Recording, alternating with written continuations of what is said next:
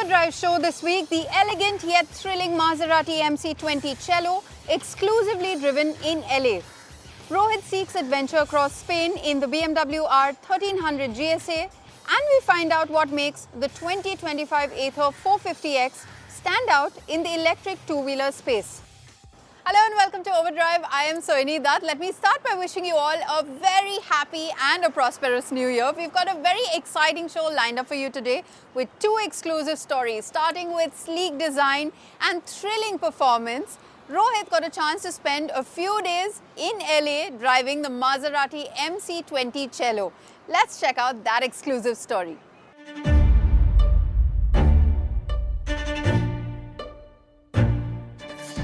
Los Angeles, the city where every corner offers the perfect backdrop for a supercar.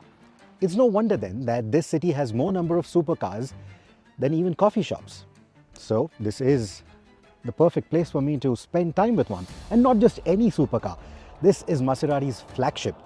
A car that was designed to turn heads, a car that was designed to steal the spotlight, even in the city of the stars.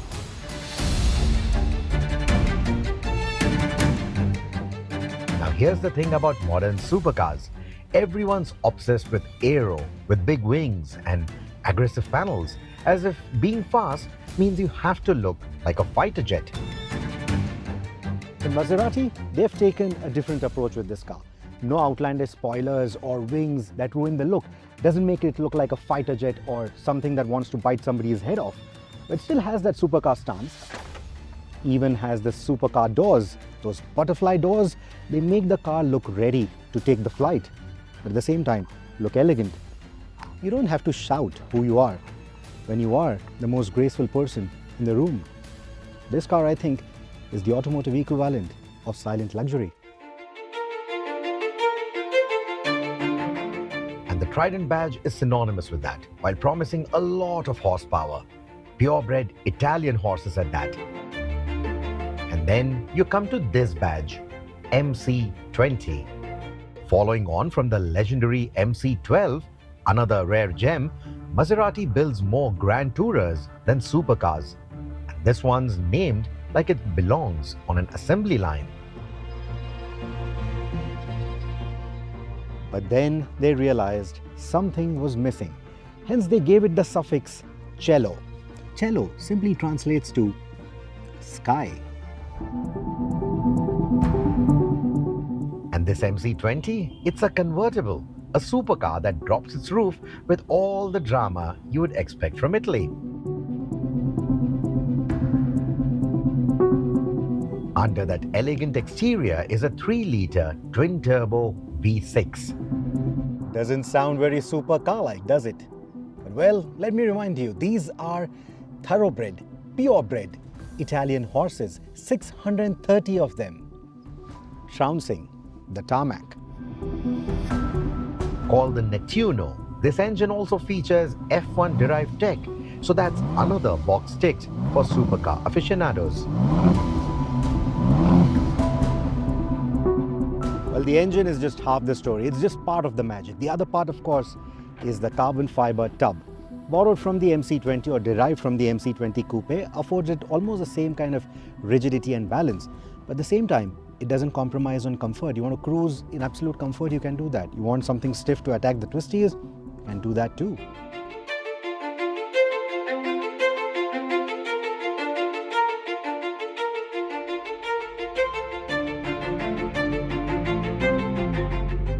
And on these twisty roads of Angeles Crest, it feels like it's reading your mind.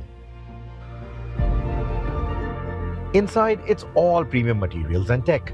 Alcantara, carbon fiber, and touchscreen for the drive selector and the infotainment, of course. That does everything except maybe make you some Italian coffee. Let's be honest, you're not buying this car for its practicality. In fact, the boot doesn't even agree with Maserati's grand touring credentials.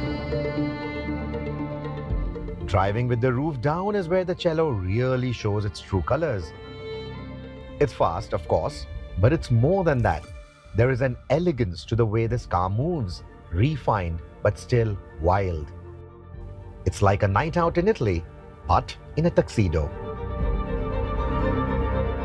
It's understated yet special, refined but wild, and that is when you want it to be. It's not about making noise, it's about making a statement. So what's the relevance of the MC20 Cielo for India? Well, the MC20 isn't a car that is only for the weekend drives. It's an everyday supercar in that sense. And at the same time, with that kind of form, it makes a statement. It's all about exclusivity. Exclusivity even in the crowd of Ferraris and Lamborghinis. Sure, the roads in India might not offer the same freedom as the Malibu Coast or the Angeles Crest, but on those beautiful expressways or on the occasional track day, this will be right at home. And with more Indians looking for cars that go beyond mere speed and offer something a little more exotic, the MC20 Cielo could be a game changer. This is definitely a keeper. Now, from an Indian standpoint, of course, our roads are not going to be very kind to this car, but the kind of ride quality it has displayed in the different terrains, the different kinds of roads that I've driven on, I think it should get by very well. In fact, if the other supercars can survive so well in India, I'm sure this can do a lot better. Maserati have yet again shown with the MC20 that they are a cut above the rest. They are in a class of their own. Well, we've got yet another exclusive story for you just after the short break. Rohit rides the BMW R1300 GSA in Spain. Don't go anywhere, you're watching Overdrive. Welcome back here with us on Overdrive. Now, Rohit's sense of adventure took him from driving a Maserati in LA all the way to Spain to ride the BMW R1300 GSA. Let's take a look at that exclusive ride.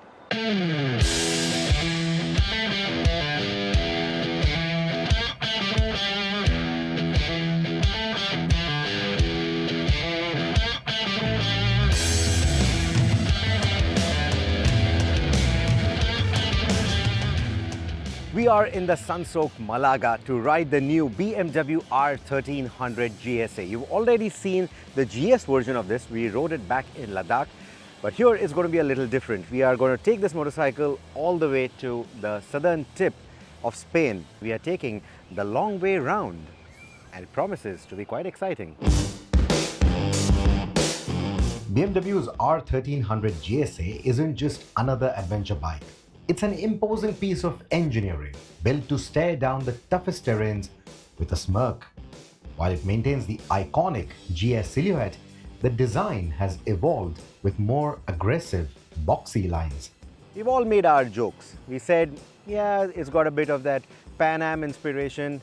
Well, you know what? Let's just throw all those jokes out of the window, because now that I'm seeing it in the flesh, honestly, I'm blown away. The form, yes, sometimes it feels like it's inspired from the old BMW GS key, because the new one's gone a little diamond shape. The old one looks a lot like that with the tank and the horizontal lines that you see. But yeah, when they say that it was inspired by a Swiss knife, I kind of agree, because it's not just the form but also the function that makes it very much like a Swiss knife.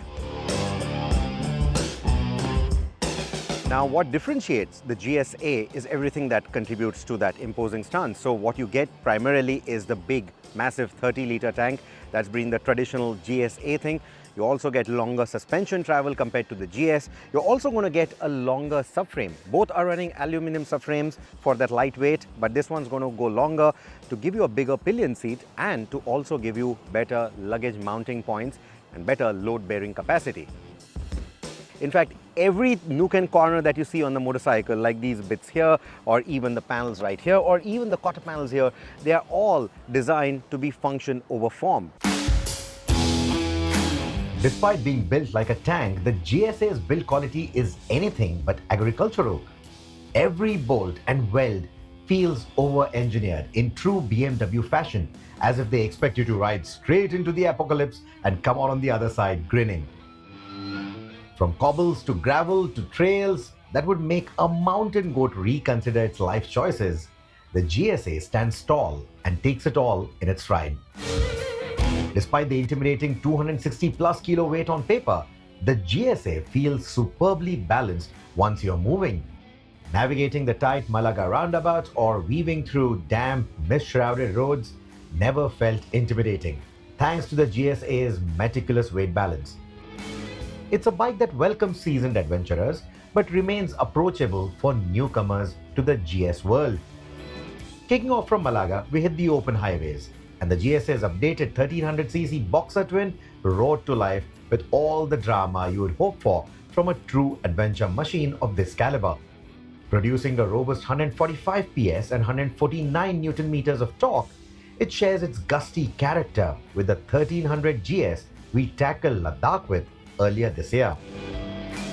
On the move, both of them feel very sprightly, and if you just want to do that laid-back cruising, both these machines are going to do that quite well too.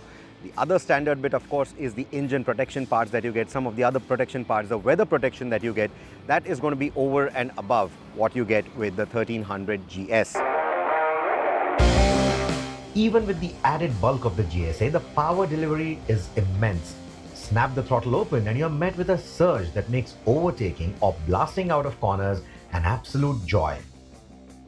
BMW has fine-tuned the power delivery for a smoother experience compared to the 1250 GSA.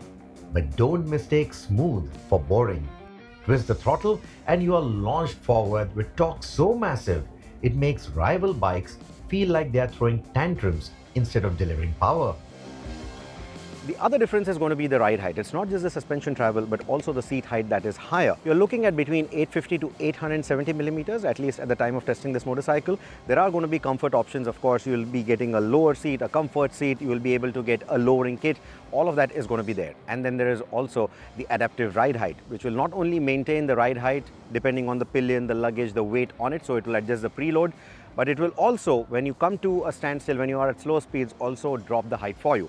The moment you come to a halt, it quickly drops. You'll not even feel the dropping happening, and then you can get your feet flat on the ground. So whether you are riding off the road or just pulling over at a traffic light, anything, it will always make it very manageable. Where many large displacement bikes struggle with low speed control, the GSA keeps it manageable, offering power from the base of the rev range to maintain momentum. When we ventured onto rocky trails, that low-down torque kept things under control, and the weight distribution had me feeling far braver than I probably should. And if you want to test its top speed, north of 200 kilometers an hour, just make sure you've got the right insurance, for research purposes.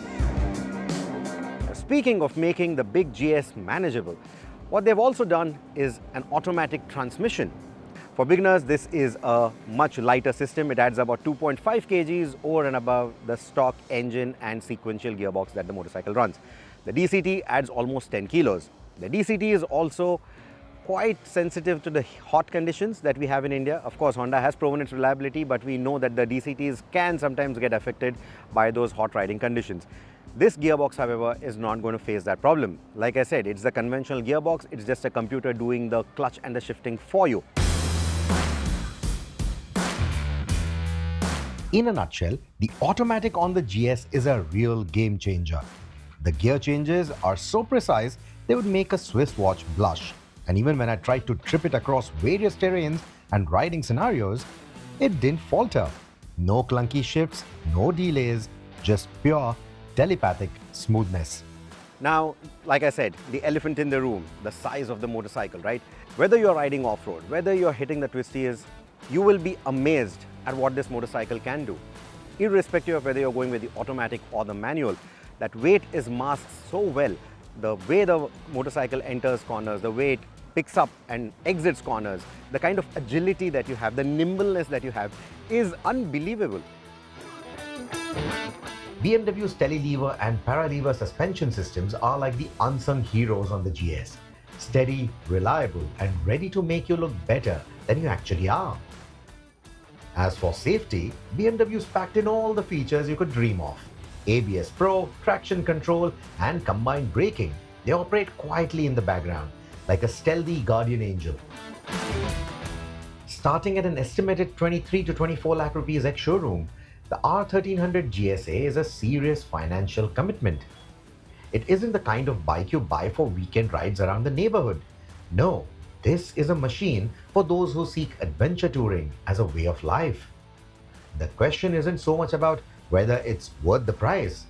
Rather, it's about whether you will make the most of what this engineering marvel has to offer. Well, it's time to head into our final break here on the show, but coming up on the other side, we tell you all about the latest generation Ather 450X. Welcome back here with us on Overdrive. Now, the latest electric scooter sales suggest that Ather is in the top 5 of the most preferred electric scooters being sold in the country today. Now, the latest generation of the 450X is going to enter the market pretty soon, and we have a review of that. It now gets some magic with a bit of twist. Let's take a look.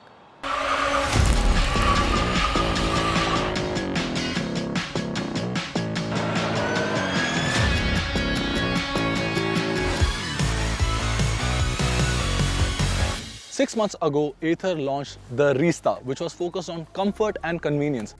But today we are standing next to the 2025 450X. Now, this one is touted as the bike of scooters. What are the updates here? 2 new tires, the Ather Stack 6, you get 2 new colors, multiple traction control, and the magic wrist mode, the magic pull mode. Now, what does all of that bring to the table for the 450X? I'm going to tell you all about that in detail. But before I start the video, I'm going to ask you to subscribe to the channel, click the bell icon to stay updated to all the videos that we do. Welcome to Overdrive, ladies and gentlemen, and this is the 450X. Let's take a quick look at the bike because nothing much has changed in terms of components. You still get the 12-inch tires, disc brakes up front and at the rear. These are the new tires though, the MRF Zapper E-Tread tires. The aim here is to focus on extending the range of the scooter.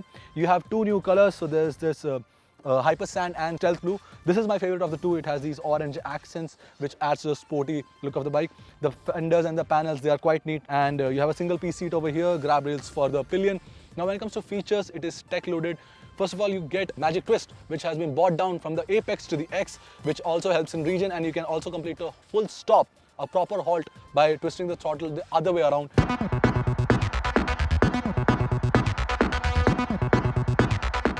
The Magic Twist was first seen on the 450 Apex, and now it has been brought down to the X. And it is very easy to use. Unlike most EVs that have regen levels that are engaged by the tap of a button, the Magic Twist here engages regenerative functions at negative input of the throttle. The moment you twist the throttle the other way around, the system engages regenerative braking, and once engaged, it also gets you to a complete halt. It may take some conscious effort to integrate that to your system, but once you are used to it, it's a fine and unique alternative for braking in traffic and congestion. Now when it comes to the performance of the new 2025 Ather 450X, nothing much has changed because the company still offers the 2.9 kWh battery pack and the 3.7 kWh battery pack, but still gets the 26 Newton meters of peak torque.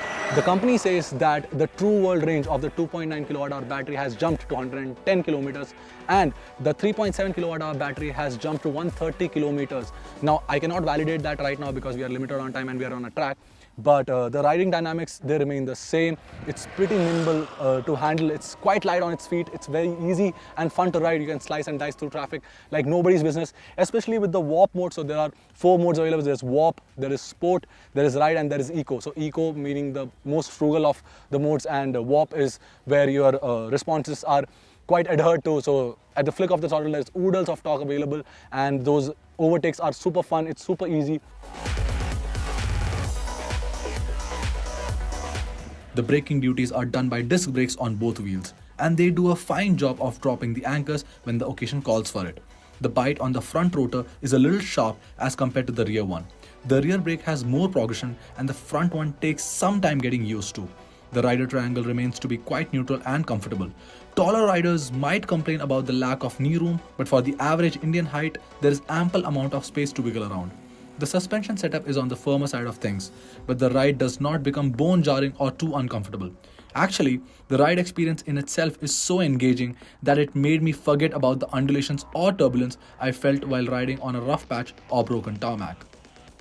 Now there are multiple traction modes that have been offered with the new iteration of the 450X. Here you have road, rally, and rain. So the rain is where the traction mode intervenes a little when it senses that there's a slight slippage of traction, but the rally mode is where you can have proper fun because it is where you can probably twist the throttle and get some action on the rear wheel where it's slipping, but yet you are having fun. You can do burnouts and stuff like that. So something like that on an electric scooter like this, it's actually quite fun to have. And also you can turn off the traction control to go proper all out, all those skids and sliding turns that you can have. But apart from that, I think it's a very fun scooter to have. The TFT screen could use some improvement when it comes to calibrations. It is a good unit, but while navigating through the interface, it stutters a tad bit, and similarly, the joystick on the handlebar lags a little when browsing through the quick selection menu. This could have been a glitch on the test unit that I was riding, but when I was trying to change the traction control while on the move, it does work while making you work for it. Should have been a seamless affair. But these are minor niggles and not something that sticks out like a sore thumb. And we hope these issues are ironed out in the production version. Now the 2025 Ather 450X can be yours for a next showroom price of this. For the amount of money, you get new tires, the Magic Twist throttle, traction control system and a claimed extended range. Having said that, I think this is one of the better looking scooters out there, especially if you want to have fun. It is good to look at, it is easy to ride. That's it from my side on this one. Always wear your helmets, always wear your seat belts, stay safe. I'll see you on the next one.